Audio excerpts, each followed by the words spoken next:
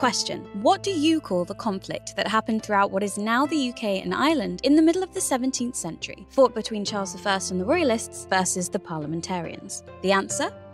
We don't know.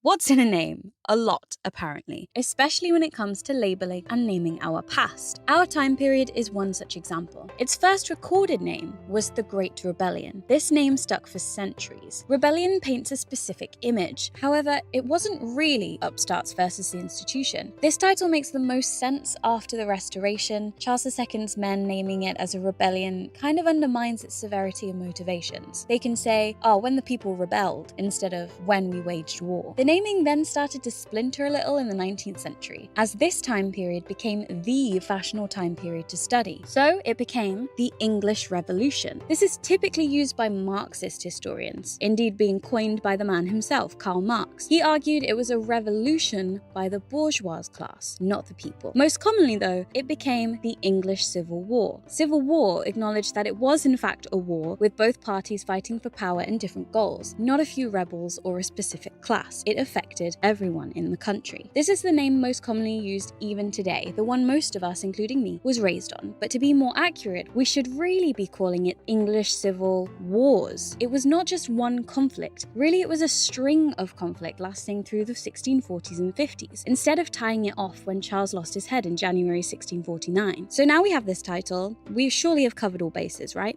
Nope. Many people argue nowadays, including us, that this popular name is still leaving out a large part of the picture, so many have switched to the British Civil Wars. You may have noticed that all above names refer to it as English, but these wars were not only fought between the English or purely in England, nor did it only affect the English. It reached its ugly hand across the whole of Britain. But the issue with this name is that it still leaves out one very important player. So we have our newest name, the Wars of Three Kingdoms. These three kingdoms are England, Scotland, and Ireland, the three the English monarchy was said to control. What about Wales, you say? Well, Wales was a complicated picture in 17th century records, typically being added into whatever England was doing, making it incredibly hard to separate. It was fully under English control. Ireland is frequently left out of the narrative of this conflict, but were integral to understanding the conflict. Not passive bystanders a sea away, but directly impacted and participating in the conflict. This name aims to cover the whole length and breadth